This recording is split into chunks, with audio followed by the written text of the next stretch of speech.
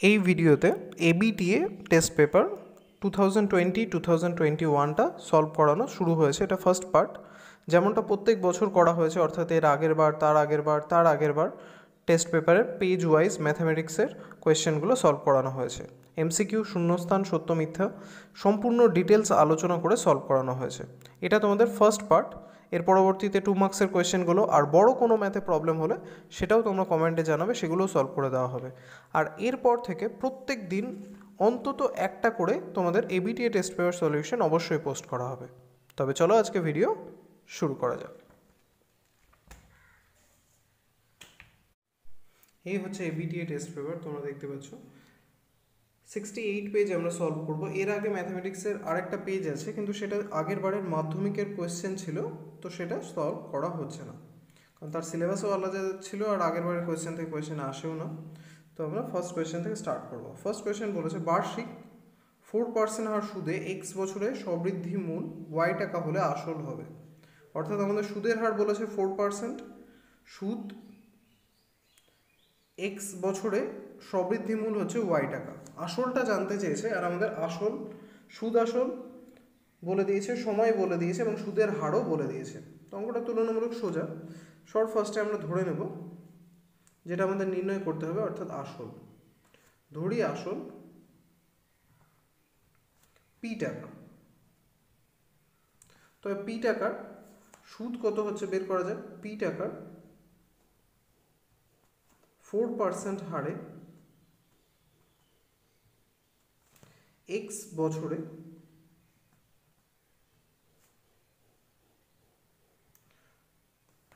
সুদটা ফার্স্টে বের করি, পরে সবৃদ্ধিমূল অর্থাৎ সুদ আসল বের করাই যাবে। তো সরল সুদের ফর্মুলা আমরা জানি পি ইন্টু আর, অর্থাৎ এক্ষেত্রে 4 ইন্টু সময় ডিভাইডেড বাই 100, এত টাকা। বা এটাকে চাইলে এইভাবে রাখতে পারতাম 4px বাই 100 টাকা। তাহলে এটা হচ্ছে আমাদের এক্স বছরে সুদের পরিমাণটা। আর প্রশ্নে বলেছে সুদ আসলটা দিয়ে, তাহলে আমরা প্রশ্ন অনুসারে করতেই পারি। আমাদের সুদ হচ্ছে আসল হচ্ছে পি টাকা, আর সুদ হচ্ছে 4px বাই 100 টাকা। আর প্রশ্নের অ্যাকর্ডিং সেই সবৃদ্ধিমূল হচ্ছে ওয়াই টাকা। তাহলে এখান থেকে আমরা পি এর ভ্যালু বের করব। ফার্স্টের দুটো টার্ম থেকে পি কমন নিলে আমাদের থাকছে 1 plus 4x by 100 equals to Y টাকা।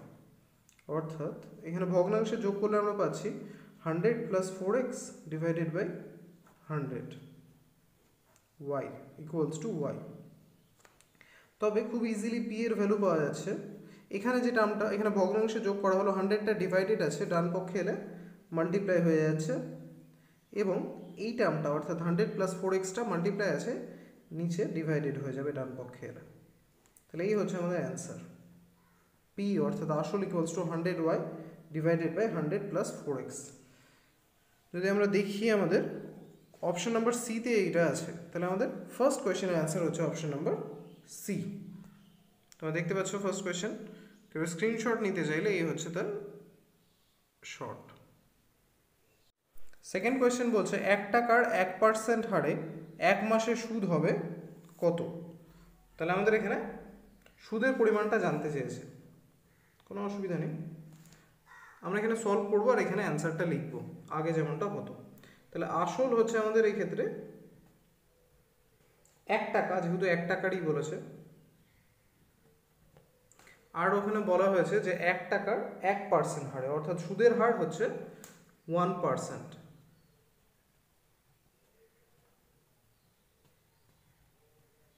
আর বলা হয়েছে যে 1 মাসে, তাহলে সময় হচ্ছে আমাদের এক্ষেত্রে 1 মাস।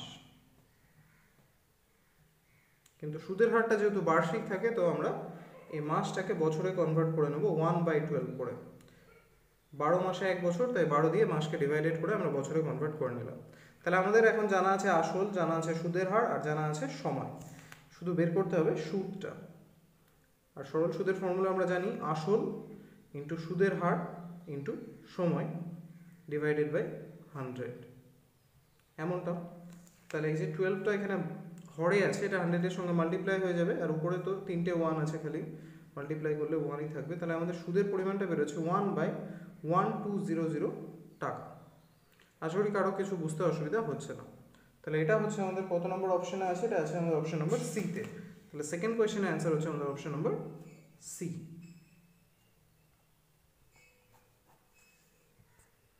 থার্ড কোয়েশ্চেন বলছে ও কেন্দ্রীয় বৃত্তের এ বি একটি ব্যাস পি বৃত্তের ওপর যে কোনো একটি বিন্দু হলে এপিবি কোণের মান জানতে চেয়েছে। তাহলে ছবিটা যদি আমরা দেখি ভালো মতো, তাহলে ছবিটা কেমন হতে পারে? 3 নম্বর কোয়েশ্চেন তো। ও কেন্দ্রীয় বৃত্ত, তো এই হচ্ছে ধরে নিই আমার বৃত্ত, ও কেন্দ্রীয় বৃত্ত যার কেন্দ্র ও। এবার বলছে এখানে একটা ব্যাস আছে যেটা হচ্ছে এবি। তাহলে আমি ধরে নিচ্ছি এমনটা, এবি বৃত্তটার ব্যাস, আর বৃত্তের পরিধির উপর একটা বিন্দু হচ্ছে পি। তাহলে এখানে পি হচ্ছে আমাদের এটা। কোয়েশ্চেনে জানতে চেয়েছে এপিবির মান কত, অর্থাৎ এই কোণটার মান জানতে চেয়েছে। আমরা থিওরামের সময় অনেকবার পড়েছি যে অর্ধবৃত্তস্থ কোণ কত হয়? অর্ধবৃত্তস্থ কোণ হয় সমকোণ বা 90 ডিগ্রি। তাহলে এই ছবিটার দিকে যদি আমরা তাকাই, আমরা জানি বৃত্তের প্রত্যেকটা ব্যাস বৃত্তকে সমান দুটো খণ্ডে বিভক্ত করে।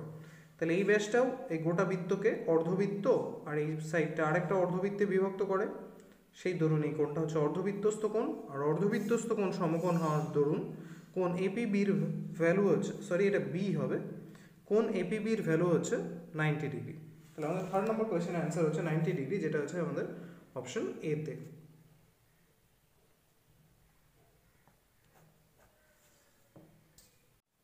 নেক্সট হচ্ছে 4 নম্বর কোয়েশ্চেনটা কি বলেছে দেখে নাও। যদি এক্স ভ্যারাইজেস এ ওয়াই হয় তবে এগুলোর মধ্যে কোনটা সত্য?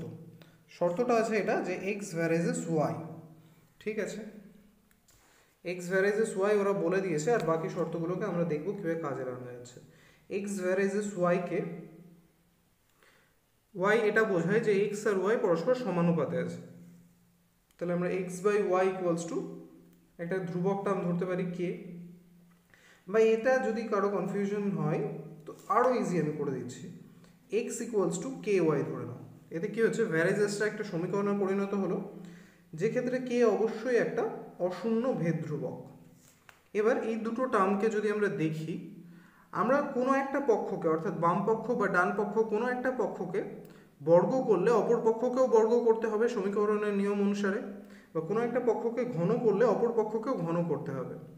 ঠিক একইভাবে আমাদের অপশনগুলো যদি তোমরা দেখো, অপশনে একটাতে আছে একটা সাইড স্কোয়ার অন্যটা সাইড কিউব, যেটা পসিবল না আমি এক্ষুনি বললাম, কারণ একটা পক্ষকে ঘন করলে অন্য পক্ষও ঘন হবে, একটা পক্ষকে বর্গ করলে অন্য পক্ষও বর্গ হবে। এক্ষেত্রে অপশন ডিটা আছে আমাদের X square varies Y square, এটাই সত্য হবে অবশ্যই, কারণ এই জায়গাটা থেকে যদি আমরা বোথ সাইডটা স্কোয়ার করি, আমি যেমনটা বললাম একটা পক্ষ বর্গ করলে অন্য পক্ষও বর্গ হবে, তাহলে সেক্ষেত্রে আমরা পাবো X square equals to K square Y square. যেহেতু কে এক্ষেত্রে কনস্ট্যান্ট, সেহেতু আমার এখানে কাজটা কীভাবে চলবে, এইভাবে X square by Y square equals to K square. K constant, সুতরাং কে স্কোয়ারও কনস্ট্যান্ট হবে। তাহলে এক্ষেত্রে আমরা পেয়ে যাচ্ছি X square by Y square হচ্ছে একটা ধ্রুবক রাশি, অর্থাৎ এক্স স্কোয়ার আর ওয়াই স্কোয়ার নিশ্চয়ই সমানুপাতে থাকবে। তাহলে এটা আমরা দেখতে পাচ্ছি যে আমাদের 4th নম্বর অপশনটা সঠিক হচ্ছে। আর শুধু তাই না, এই ধরনের অঙ্কে তোমরা বুঝতে পারছো যে উভয় পক্ষে অর্থাৎ বাম পক্ষ ডান পক্ষে ঘাতটা একই, যে যা থাকবে সেটাই হবে অ্যান্সার। সাপোজ যদি কোনো একটা অপশন আমাদের থাকতো X cube varies Y cube, তবে সেটাও সঠিক অ্যান্সার হতে পারতো। তাহলে আশা করি বোঝাতে পারলাম। আমাদের 4th নম্বর কোয়েশ্চেনের অ্যান্সার হচ্ছে আমাদের অপশন নম্বর ডি।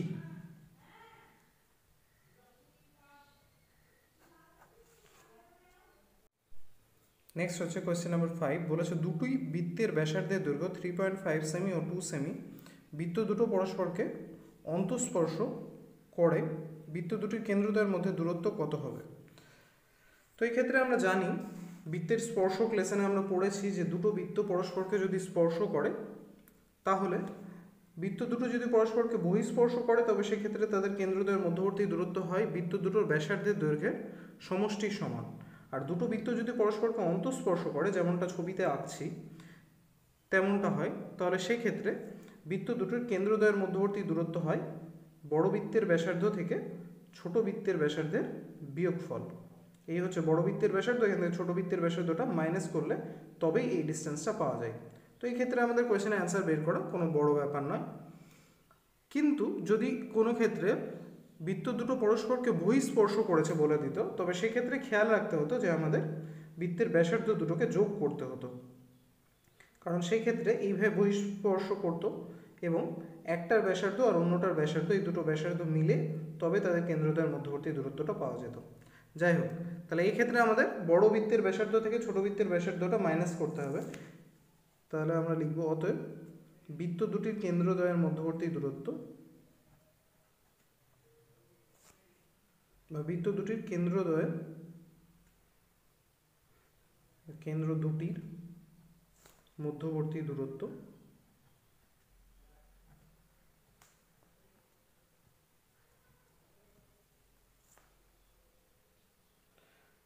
(3.5 - 2 সেন্টিমিটার। অ্যান্সার বেরোচ্ছে 1.5 সেন্টিমিটার। তাহলে আমরা এখানে পেয়ে গেলাম বৃত্ত দুটির কেন্দ্রদ্বয়ের মধ্যবর্তী দূরত্ব হচ্ছে 1.5 সেন্টিমিটার, যেটা আছে আমাদের অপশন নাম্বার সিতে। তাহলে 5 নম্বর কোয়েশ্চেন আমরা সলভ করে ফেললাম, যার অ্যান্সার হচ্ছে অপশন নাম্বার সি।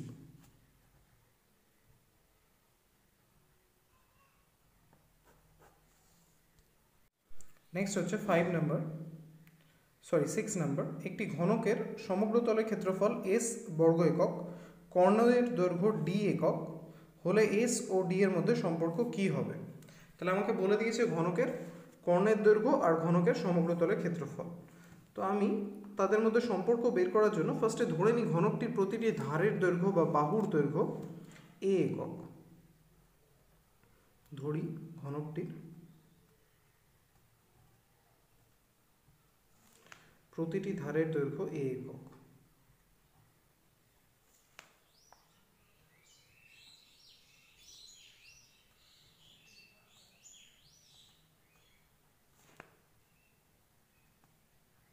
তাহলে ঘনকটির প্রতিটি ধারের দৈর্ঘ্য আমি পেয়ে গেলাম a একক।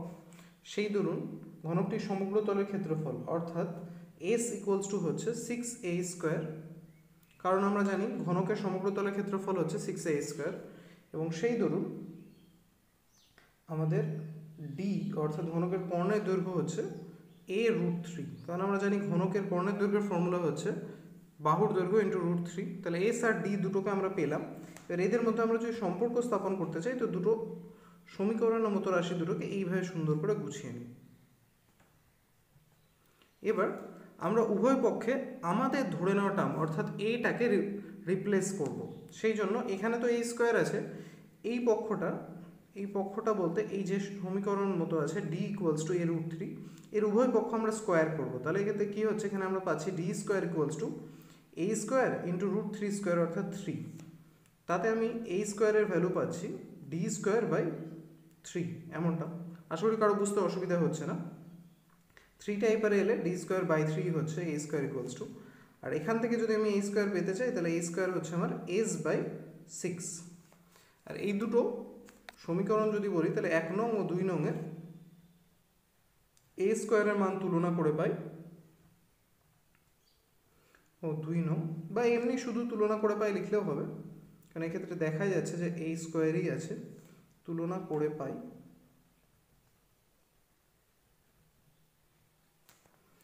s/6 = d²/3, বা ক্রস মাল্টিপ্লিকেশন করলে আমরা পাচ্ছি 3s = 6d², এমনটা।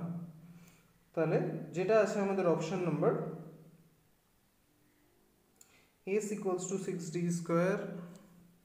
এখানে আরেকটা জিনিস করা যেত, ক্রস মাল্টিপ্লিকেশন করার আগে যদি আমরা এই 6টাকে উপরে নিতাম অর্থাৎ শুধু s এর ভ্যালু বের করার চেষ্টা করতাম, তাহলে s = কি হতো d² × 6/3 এমনটা। তাহলে 3 দিয়ে 6কে ক্যান্সেল করলে হতো 2, তাহলে সেক্ষেত্রে আমরা s = পেতাম 2d² এমনটা। বা আমরা এক্ষেত্রে পেতে পারতাম d² = s/2। এটা যেহেতু আমাদের অপশন নাম্বার 4-এ এই 4 বলছে, অপশন নাম্বার d-তে আছে d² = s/2, তাহলে আমাদের এই কোয়েশ্চেনটা হচ্ছে আমাদের অপশন নাম্বার d-র সাথে ম্যাচ করছে। তাহলে আমাদের এই কোয়েশ্চেনের অ্যান্সার হচ্ছে অপশন d। তো 6 নম্বর কোয়েশ্চেন অ্যান্সার হচ্ছে option number D.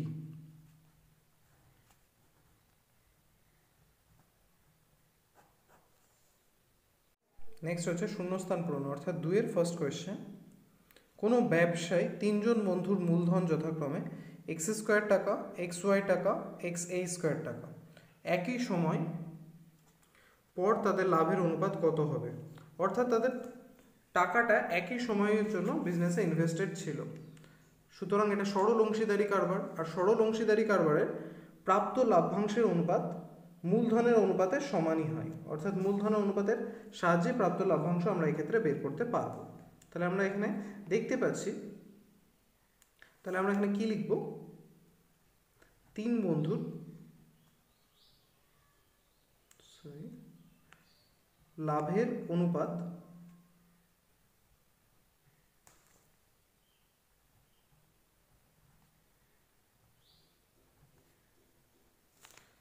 x² is to xy is to xa²। তিনটে থেকে x কমন যাচ্ছে, তাহলে আমাদের অনুপাতটা আসছে x is to y is to a²। যেহেতু এটা সরল অংশীদারি কারবার, তাই প্রাপ্ত লাভ্যাংশের অনুপাতের ভিত্তিতে আমরা মূলধনের অনুপাতের ভিত্তিতে প্রাপ্ত লাভ্যাংশ অনুপাতটা বের করে ফেললাম, x² y² a²। তাহলে আমাদের শূন্য স্থানে অ্যান্সার হবে x is to y is to a², এমনটা। নেক্সট হচ্ছে শূন্যস্থানের second question, ax² + bx + c = 0, a not equals to 0 সমীকরণে বীজদ্বয় পরস্পরের অনন্যক হলে c = ড্যাশ হবে। বীজদ্বয় পরস্পরের অনন্যক, আমরা জানি যে দুটো অনন্যক রাশির গুণফল সবসময় 1 হয়। তাহলে আমরা এখানে কিভাবে লিখে সলভ করব? আমরা লিখব বীজদ্বয় পরস্পরের অনন্যক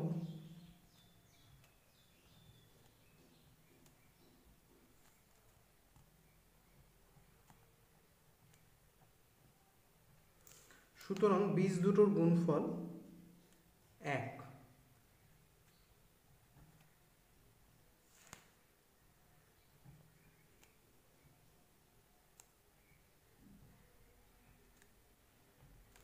আর দ্বিঘাত সমীকরণে আমরা জানি যে দ্বিঘাত সমীকরণ দেখেই কিভাবে বীজের মান অর্থাৎ বীজ দুটোর যোগফল এবং গুণফল বের করা যায় সেটা আমরা জানি।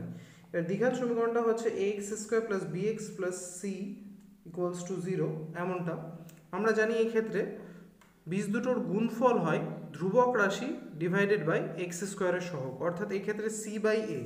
তাহলে আমরা এখানে লিখতেই পারি প্রশ্ন মতে c/a = 1, অর্থাৎ বীজ দুটোর গুণফল হচ্ছে 1। সেখান থেকে খুব সহজে c = পাওয়া যাচ্ছে a × 1 অর্থাৎ a। তাহলে আমাদের সেকেন্ড কোয়েশ্চেনটা শূন্যস্থানে অ্যান্সার কি হবে তা আমাদের আর বুঝতে বাকি নেই, তা হচ্ছে a। শূন্যস্থানে থার্ড কোয়েশ্চেন, একটি নিরেট অর্ধগোলকের তল সংখ্যা ড্যাশটি। Simple question. আমরা যদি একটা নিরেট অর্ধগোলক দেখি, তো নিরেট অর্ধগোলক দেখতে কেমনটা হয়? এমনটা।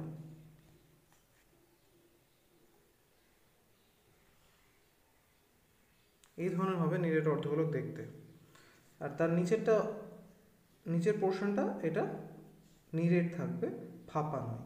তাহলে এখানে যদি আমরা দেখি, আমরা দুটো তল দেখতে পাচ্ছি। একটা হচ্ছে এই যে যার উপর আমি হাত ঘোরাচ্ছি, বাইরের বক্রতল, আর একটা হচ্ছে এই নিচের তলটা, যেটা যদি আমরা উল্টে ধরি তবে এমনটা দেখাবে, এটা হচ্ছে সমতল। তাহলে টোটাল দুটো তল পাচ্ছি, একটা নিরেট অর্ধগোলকে, একটা বক্রতল আর একটা সমতল। তাহলে থার্ড কোয়েশ্চেন অ্যান্সার হচ্ছে দুটি। 4 নম্বর কোয়েশ্চেন, 3টি ক্রমিক সমানুপাতি ধনাত্মক সংখ্যার গুণফল 64 হলে প্রথম ও তৃতীয়টির মধ্য সমানুপাতি ড্যাশ হবে। তাহলে এখানে 3টে ক্রমিক সমানুপাতি বলেছে, আমরা একদম প্রপারভাবে সলভ করে অঙ্কটা অ্যান্সার বের করব। তো আমরা ধরে নিচ্ছি, ধরি 3টি ক্রমিক সমানুপাতি হচ্ছে a b c।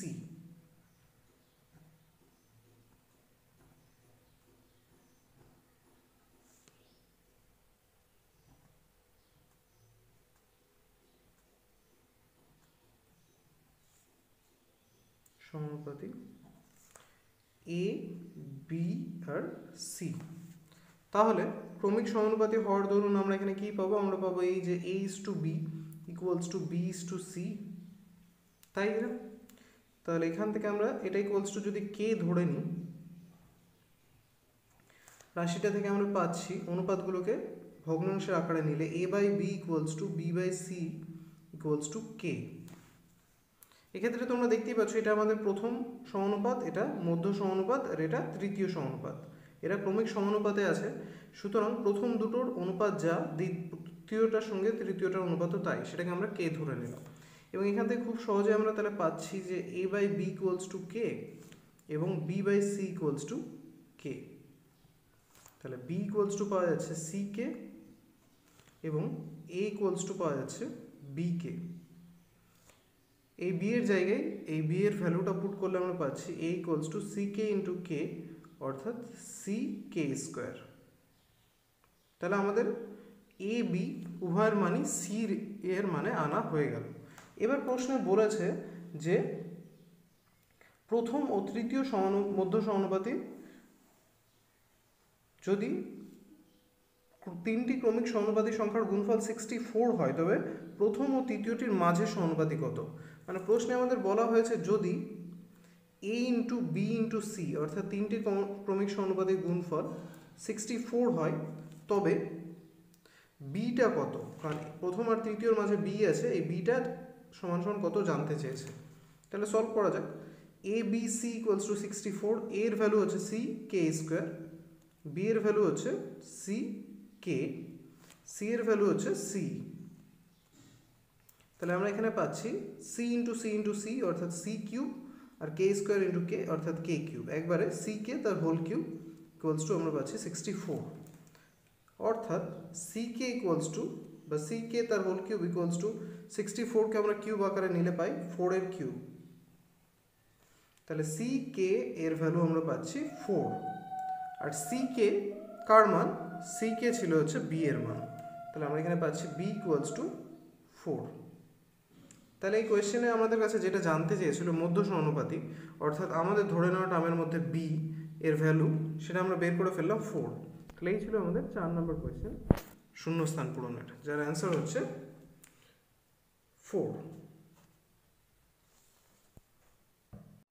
নেক্সট 5 নম্বর, তিনটি বিন্দু একই সরলরেখায় অবস্থিত নয় এরূপ বিন্দু তিনটি দিয়ে ড্যাশ বৃত্ত অঙ্কন করা যাবে। ঠিক আছে, আমরা ছবির দিকে তাকাই। তিনটে বিন্দু যেটা একই সরলরেখায় নেই, এমনটা হতে পারে। এই তিনটে বিন্দু দিয়ে কতগুলো বৃত্ত আঁকা যেতে পারে? একটা হচ্ছে, এটা তো ইজিলি আঁকা গেল একটা বৃত্ত। সাপোজ অন্য আর কোনো বৃত্ত দেখা যাক যে এই তিনটে বিন্দুকে ইউজ করে আঁকা যাচ্ছে কিনা। এই তিনটে বিন্দুকে যদি আমি নিয়ে নিই তাহলে আর ওটা আলাদা বৃত্ত হতে পারবেই না, কারণ এতটা অংশ যখন এই তিনটে বিন্দুর এতটা অংশ বৃত্তের কোনো একটা চাপ শেয়ার করবে, তখন সেটা গোটাটাই একই বৃত্তের অংশ হয়ে যাবে। তাহলে সেই ধরুন আমাদের কাছে আনসার একদম সিম্পল আর রেডি। তিনটি একই সরলরেখায় অবস্থিত নয় এমন বিন্দু দিয়ে একটিই বৃত্ত আঁকা যাবে। নেক্সট হচ্ছে 6 নাম্বার। চলো দেখা যাক কি বলেছে। 6 নাম্বার বলছে দুটি বৃত্ত পরস্পরকে ছেদ বা স্পর্শ না করলে বৃত্ত দুটো সর্বাধিক সংখ্যায় ড্যাশটি সাধারণ স্পর্শক অঙ্কন করা যায়। দুটো বৃত্ত পরস্পরকে ছেদ না করলে, ধরে নিচ্ছি এটা একটা বৃত্ত আর এটা আরেকটা বৃত্ত। দুটো বৃত্ত যদি পরস্পরকে ছেদ করেনি, আমরা দেখতে পাচ্ছি স্পষ্টতই, তাহলে এই বৃত্ত দুটো সর্বাধিক কতগুলো স্পর্শক অঙ্কন করা যাবে? এই তির্যক স্পর্শক একটা আঁকা যাবে, এই যে আরেকটা তির্যক স্পর্শক আঁকা যাচ্ছে, এই একটা সরল সাধারণ স্পর্শক আঁকা যাচ্ছে, এই আরেকটা সরল সাধারণ স্পর্শক আঁকা যাচ্ছে। তাহলে দুটো সরল আর দুটো তির্যক, অর্থাৎ টোটাল 4টে স্পর্শক আঁকা যাবে। 6 নম্বর কোয়েশ্চেন, 4টি সাধারণ স্পর্শক আঁকা যাবে, দুটো সরল আর দুটো তির্যক। এবার যদি বলতো যে দুটো বৃত্ত পরস্পরকে স্পর্শ করে আছে, তাহলে সেক্ষেত্রে কি হতো? যদিও এটা তোমাদের বলেনি, তবুও আমরা আলোচনা করে রাখি। সেক্ষেত্রে হতো এটা একটা তির্যক সাধারণ স্পর্শক আর দুটো সরল সাধারণ, অর্থাৎ 3টে স্পর্শক সেক্ষেত্রে আমাদের বেরোতো। আশা করি কারো বুঝতে অসুবিধা হচ্ছে না। তাহলে আপাতত আমাদের 6 নম্বর কোয়েশ্চেনের অ্যান্সার হচ্ছে 4। নেক্সট আমরা যাব সত্য মিথ্যায়। সত্য মিথ্যা ফার্স্ট কোয়েশ্চেন 3-1 বলেছে দুটি ত্রিভুজ সর্বসম হলে তারা সদৃশ হবেই। বিবৃতিটা সত্য না মিথ্যা? ঠিক আছে, আমরা বিবৃতিটা সম্পর্কে ফার্স্টে ভালো মতো জেনে নিই, দিয়ে দেখি বিবৃতিটা সত্য না মিথ্যা।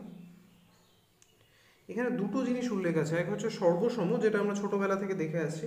সর্বসম অর্থাৎ দুটো ত্রিভুজ এতটাই সমান হতে হবে যে তাদের প্রত্যেকটা বাহু, প্রত্যেকটা অনুরূপ কোণ এমনভাবে মিলতে হবে যে একটাকে যদি কেটে অন্যটার উপর বসাই তবে দুটোর মধ্যে কোনো পার্থক্য ধরা পড়বে না। এতটাই দুটো সমান হলে তবেই ত্রিভুজ দুটোকে সর্বসম বলা হবে। আর আমরা এখানে আলোচনা করে নেব সদৃশ্য কি। দুটো ত্রিভুজ সদৃশ্য হওয়ার দুটো শর্ত হয়।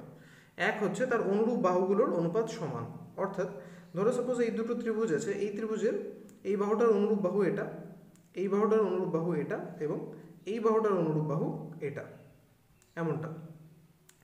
এবং এই ত্রিভুজটার প্রত্যেকটি এই বাহুর সাথে এই বাহুর অনুপাত যা, এই বাহুর সাথে এই বাহুর অনুপাতও তাই, এই বাহুর সাথে এই বাহুর অনুপাতও নয় তাই। যদি ঠিক তাই হয়ে থাকে তবেই ত্রিভুজ দুটো সদৃশ্য হয়। এই হচ্ছে ফার্স্ট শর্ত। উদাহরণ যদি বলো তাহলে আমি ধরছি যে এটা 8 সেমি আর এটা হচ্ছে 6 সেমি। এমনটা যদি হয়, এটা যদি 10 সেমি হয় তবে এটা হবে,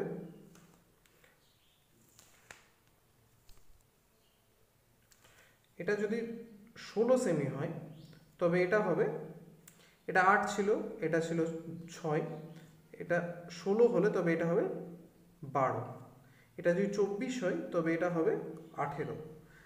এর কারণ হচ্ছে এই যে আমি যদি প্রথম এই বাহুর অনুরূপ বাহু এটা বলেছিলাম, এই দুটোর মধ্যে অনুপাত দেখি তবে 8:6 কত হবে?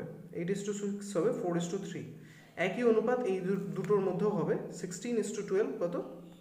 4:3। একই জিনিস এই তৃতীয় অর্থাৎ 24:18 4:3। এই সেম রেশিও আসতে থাকছে এই দুটো ত্রিভুজের অনুরূপ বাহুর অনুপাতগুলোতে।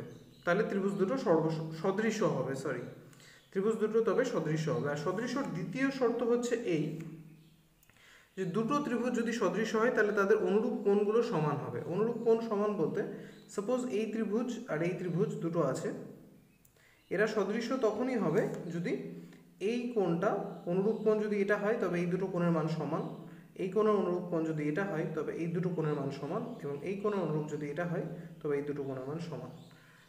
একটা কথা বলতে গেলে সিম্পলভাবে আমি বলি, একটা ত্রিভুজের তিনটে কোণ যদি 30, 60 আর 90 হয় তবে অন্য ত্রিভুজেরও তিনটে কোণ 30, 60, 90 হতে হবে। তিনটে কোণ যদি মিলে যায় তাহলে ত্রিভুজ দুটো পরস্পর সদৃশকোণী ত্রিভুজ হবে, এবং প্রত্যেক সদৃশকোণী ত্রিভুজ সদৃশ্য ত্রিভুজ হয়। তাহলে সিম্পলভাবে আমরা এখানে বুঝলাম এই যে দুটো ত্রিভুজ সদৃশ্য হওয়ার শর্ত দুটো। এক, অনুরূপ বাহুগুলোর অনুপাত সমান হতে হবে। দ্বিতীয়ত, হয় অনুরূপ বাহুগুলোর অনুপাত সমান হতে হবে অথবা তাদের অনুরূপ কোণগুলোর মান সমান হতে হবে। এবার যদি দুটো ত্রিভুজ সর্বসম হয়, দুটো ত্রিভুজ সর্বসম হলে তার শর্ত হচ্ছে এই যে তার এই বাহুটা তার অনুরূপ এই বাহু সমান হবে, এই বাহুটা অনুরূপ এই বাহু সমান হবে, এই বাহুটা অনুরূপ এই বাহু সমান হবে। তার মানে এই বাহুটা আর এই বাহুটার অনুপাত কত? দুটো সমান রাশির অনুপাত, অর্থাৎ সমানুপাত কত হয়? 1:1। একই জিনিস এটার ক্ষেত্রেও হবে সমান, অর্থাৎ 1:1। একই জিনিস এটার ক্ষেত্রেও হবে, অর্থাৎ 1:1। তাহলে আমরা এখানে কি দেখলাম যে দুটো সর্বসম ত্রিভুজের প্রত্যেক অনুরূপ বাহুগুলোর অনুপাত হচ্ছে 1:1, অর্থাৎ তিনটে অনুরূপ বাহুর অনুপাত সমান। তাহলে এটা সদৃশ্য ত্রিভুজের এই ফার্স্টের শর্তটা ক্লিক করছে। সুতরাং ত্রিভুজ যদি সর্বসম হয় তাহলে ত্রিভুজ দুটো অবশ্যই সদৃশ্য হবে। আর যদি এই শর্ত ছাড়াও আমরা ভাবতাম তবুও দুটো সর্বসম ত্রিভুজের অনুরূপ কোণগুলোও তো সমান হয়, তার মানে দ্বিতীয় শর্তও ফিল করছে। তাহলে যেভাবেই ভাবি না কেন আমাদের থার্ডের ফার্স্ট কোয়েশ্চেনের অ্যান্সার হচ্ছে সত্য, যে দুটো ত্রিভুজ যদি পরস্পর সর্বসম হয় তাহলে ত্রিভুজ দুটো পরস্পর সদৃশ্য হবে। নেক্সট হচ্ছে 2 নম্বর, বলেছে x² + x + 1 = 0 সমীকরণে বীজদ্বয় বাস্তব, সত্য না মিথ্যা আমাদের যাচাই করতে হবে। তবে চলো করা যাক। সমীকরণটা আমাদের বলে দিয়েছে যে x² + x + 1 = 0 এই সমীকরণের। তাহলে আমরা জানি সমীকরণের নিরূপক আমাদের সাহায্য করে যে সমীকরণটা বীজদ্বয় বাস্তব হবে, অবাস্তব হবে, সমান হবে, অসমান হবে, এগুলো জানার ক্ষেত্রে। তাহলে এই সমীকরণের নিরূপকটা বের করা যাক। নিরূপক কি হয়? নিরূপক হয় x এর সহগ তার স্কোয়ার মাইনাস 4 ইন্টু x স্কোয়ারের সহগ এবং ধ্রুবক রাশির গুণফল। যদি ax² + bx + c = 0 সমীকরণের ক্ষেত্রে ভাবি তাহলে b² - 4ac হয় নিরূপক। এই ক্ষেত্রে আমাদের নিরূপক তাহলে কি হচ্ছে? x এর সহগ আছে 1, সেই ধরুন 1 এর স্কোয়ার মাইনাস 4 ইন্টু এ অর্থাৎ এক্স স্কোয়ারের সহগ যেটা হচ্ছে 1 ইন্টু সি অর্থাৎ ধ্রুবক রাশি হচ্ছে 1 ইকুয়ালস টু 0। তাহলে আমরা এখানে দেখছি ইকুয়ালস টু 0 না, কারণ নিরূপকের ভ্যালু আমরা এখানে আগেই প্রেডিক্ট করতে পারি না, আগে ক্যালকুলেশন হোক। 1 এর স্কোয়ার হচ্ছে 1 আর এখানে দাঁড়াচ্ছে -4 অর্থাৎ -3। এখানে আমরা দেখছি যে নিরূপকের ভ্যালু কি 0-র চেয়ে ছোট, সুতরাং নিরূপকের ভ্যালু হচ্ছে ঋণাত্মক। আর নিরূপকের ভ্যালু ঋণাত্মক হওয়ার অর্থ হচ্ছে এই যে এই দ্বিঘাত সমীকরণটি যে দুটো বীজ বেরোবে তারা বাস্তব বীজ নয়। কারণ তোমরা আগেই পড়েছো নিরূপকের ভ্যালু যদি 0 অথবা 0-র চেয়ে বড় বেরোয় তাহলে নিরূপকের বীজদ্বয় বাস্তব হয়, কিন্তু 0-র চেয়ে ছোট অর্থাৎ ঋণাত্মক বেরোলে সমীকরণের বীজদ্বয় বাস্তব নয়। তাহলে এই দ্বিতীয় স্টেটমেন্টটা আমাদের ক্ষেত্রে হচ্ছে মিথ্যে। নেক্সট হচ্ছে 3rd নম্বর, বলছে আসল ও মোট সুদ অপরিবর্তিত থাকলে সুদের হার সময়ের সঙ্গে ব্যস্তানুপাতিক হয়। ঠিক আছে, আমরা প্রথমে 3টে টার্মকে ধরে নিচ্ছি যেগুলো ওরা বলেছে। আসল আমি ধরে নিই পি ফর প্রিন্সিপাল, তো আসল পি, সুদের হার রেট অফ ইন্টারেস্ট, তো সুদের হার ধরে নিচ্ছি আর,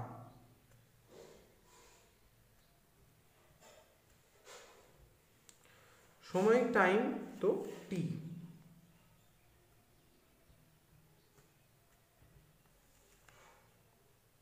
এমনটা, আর সুদ বা মোট সুদ ইন্টারেস্ট আই। তাহলে এদের মধ্যে সম্পর্কটা আমরা সবাই জানি, সরল সুদ আই ইকুয়ালস টু হয় P into R into T divided by 100, এমনটা। তাহলে এখানে যদি আমরা দেখতে চাই তো আমাদের প্রশ্নে জানতে চেয়েছে এই আর এবং টি এর মধ্যে সম্পর্ক। তাহলে আর এবং টিটাকে যদি আমরা একসাথে রেখে দিই, বাকি টার্মগুলো অন্যদিকে নিয়ে আসি, তবে এই দাঁড়াচ্ছে যে I into 100 divided by P equals to হচ্ছে আর টি, বা R T equals to I into 100 divided by P, এমনটা। এর মধ্যে 100 তো অলরেডি কনস্ট্যান্ট আছেই, আর আই ও পি এই দুজনে অপরিবর্তিত, সুতরাং ধ্রুবক রাশি। তাহলে সেই দরুন আমরা কি পাচ্ছি, আর এবং টি এর গুণফল হচ্ছে ধ্রুবক, অবশ্যই যখন আই ও পি অপরিবর্তিত। আর আমরা কি জানি, দুটো রাশির গুণফল ধ্রুবক তখনই হয় যখন রাশি দুটো পরস্পর ব্যস্তানুপাতে থাকে। তাহলে আমরা এক্ষেত্রে কি পাচ্ছি, এক্ষেত্রে আমরা পাচ্ছি এই যে আর এবং টি পরস্পর ব্যস্তানুপাতে আছে। তাহলে কোয়েশ্চেনের বিবৃতিটা সম্পূর্ণ সত্য।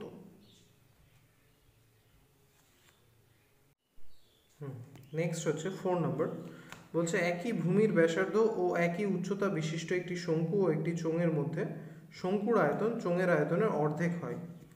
তবে চলো পড়েই দেখা যাক। একই প্রশ্নে এখানে বলা হয়েছে একই ভূমির ব্যাসার্ধ এবং একই উচ্চতা। তাহলে আমরা ফার্স্টেই ধরি ঘন বস্তু দুটির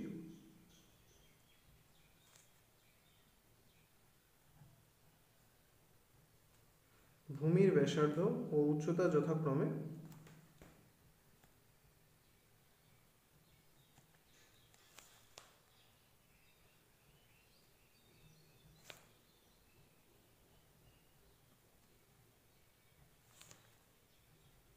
আর একক ও এইচ একক।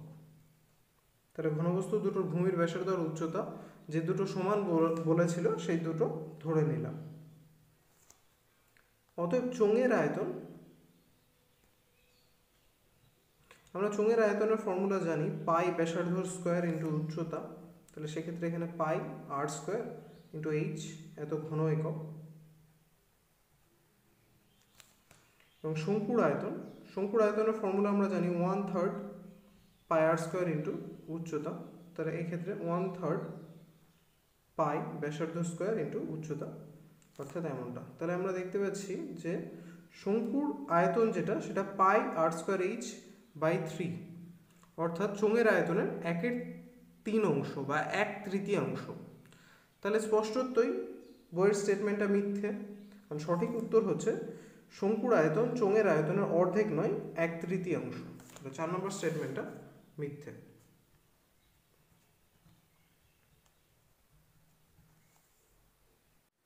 নেক্সট হচ্ছে 5 নম্বর, বলছে 500 টাকার 12 মাসের বিনিয়োগ 12 মাসের জন্য বিনিয়োগের সমান হবে 2000 টাকার 3 মাসের জন্য বিনিয়োগ। দুটো ভিন্ন পরিমাণ অর্থ এবং ভিন্ন সময়ের জন্য বিনিয়োগ করা হয়েছে। যেহেতু সময়টা ভিন্ন সময়ের জন্য বিনিয়োগ করা হয়েছে তাই এটা মিশ্র অংশীদারি কারবার। অর্থাৎ এই ক্ষেত্রে দুজনের বিনিয়োগের মান যদি আমরা জানতে চাই, অর্থাৎ একজনের বিনিয়োগ অন্যজনের বিনিয়োগের সাথে তুলনা করতে চাই, তাহলে আমাদের বের করতে হবে এদের মূলধন এবং তাদের সময়ের গুণফলের অনুপাত। তাহলে আমরা সেই হিসেবেই করব। প্রথম ও দ্বিতীয় ব্যক্তির বিনিয়োগের অনুপাত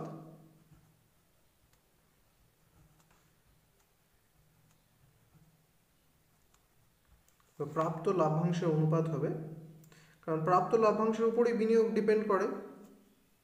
বিনিয়োগের অনুপাতই এক্ষেত্রে লেখা যাক প্রথম ও দ্বিতীয় ব্যক্তির বিনিয়োগের অনুপাত